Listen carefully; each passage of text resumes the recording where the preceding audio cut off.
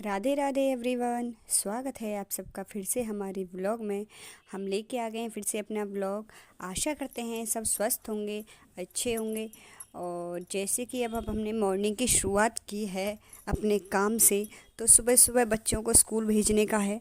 तो मैं छोटी वाली बेटी को आज स्कूल भेज दूँगी, क्योंकि बड़ी वाली बेटी की वजह से उसकी भी कई दिनों की छुट्टियां हो गई हैं।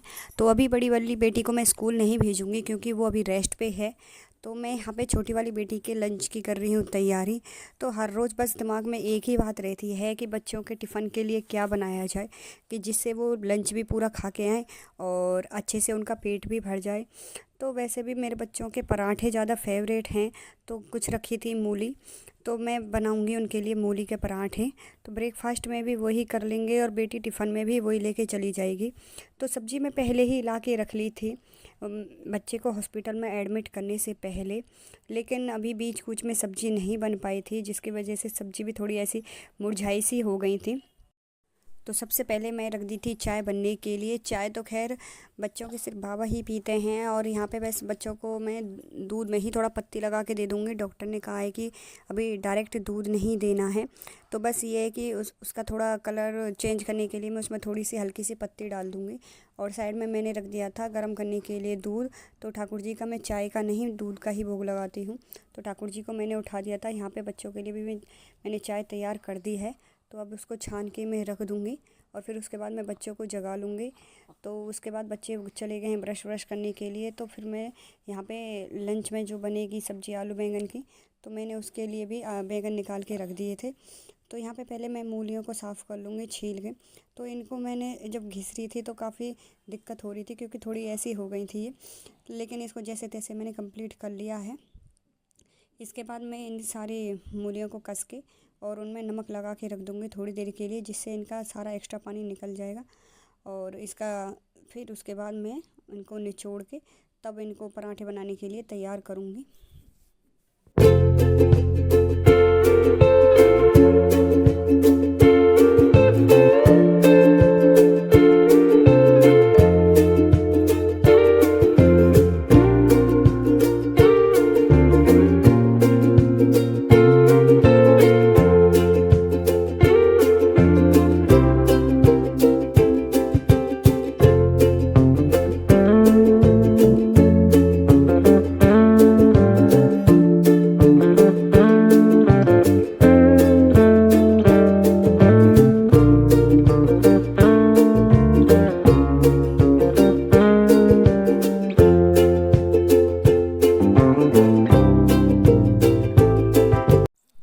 तो मैंने बच्चों के अभी नाश्ते वगैरह के लिए आटा लगा लिया है। बाकी का मैं दोपहर को ही लगाऊंगी, फिर इतनी देर रखे रखे आटा भी थोड़ा अजीब सा हो जाता है। तो यहाँ पे कर लूँगी मैं पराठे बनाने की तैयारी। तो पहले अपनी छोटी बेटी के लिए बना दूँगी, फिर बाद में उनके पापा आएंगे नाइट जॉब से, उनके लिए बना दूँगी, और बड़ी वाली बेटी के लिए और अपने लिए भी हम यहाँ पर पराठे बना के रख लूँगी। अब मूली के मिक्सर में मैं डाल लूँगी सारे मसाले, और फिर नमक मैं अभी आधे में ही मिक्स करूँगी, क्योंकि बाद में फिर मैं बच्चों के लिए बनाऊँगी, उसको स्कूल से छोड़ के आके अपने लिए और बेटी के लिए, तब तक वो फिर दोबारा से पानी पानी हो जाए। इसलिए मैं बस बड़ी वाली छोटी वाली बेटी के लिए ही उसमें नमक मिला के उसके लिए पराठा बना दूँगी।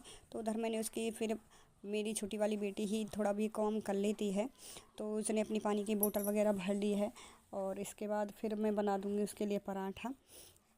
तो हर रोज़ अब बस ये ही भाग दौड़ मची रहती है काम की।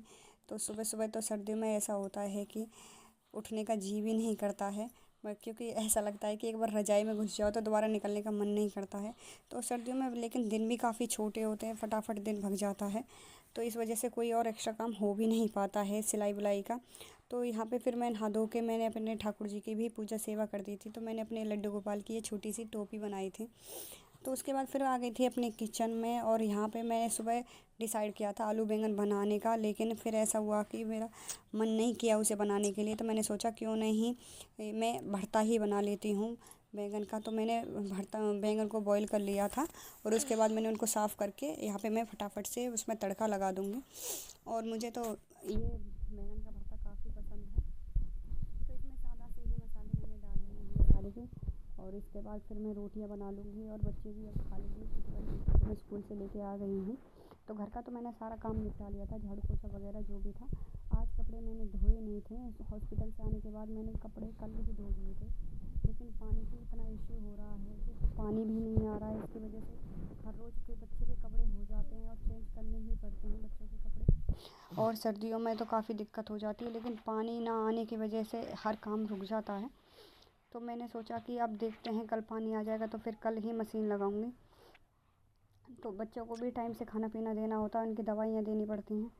तो इस वजह से अपने काम के लिए मुझे फटाफट जल्दी ही लगी रहती है, और इतने में ही काम करके निपटती हूँ तो वो ही 1:30-2 बजे का टाइम हो जाता है। तो दिन ऐसे ही भागते भागते चला जाता है। तो इसमें मेरा फिर और बाकी के जो सिलाई के काम हैं काफ़ी अधूरे पड़े हुए हैं। तो यहाँ पे भरता भी रेडी हो गया था, अब फटाफट से बना लूँगी रोटियाँ और पहली प्लेट लेके जाऊँगी अपने ठाकुर जी के लिए। तो चलिए फ्रेंड्स, आज के व्लॉग में बस इतना ही है। हम अपने व्लॉग में मॉर्निंग से लेके अब दोपहर तक का शूट कर रहे हैं, तो जो कि हम आपको दिखा रहे हैं। अगर आपको हमारा व्लॉग अच्छा लगे तो प्लीज़ हमारी वीडियोस को ज़रूर लाइक कीजिएगा और हमारे कमेंट ज़रूर करके बताइएगा कि आपको कैसा लगा, कैसा नहीं लगा। तो चलिए, तब तक के लिए फ्रेंड्स, राधे राधे, जय श्री कृष्ण। मिलते हैं कल फिर नेक्स्ट व्लॉग में।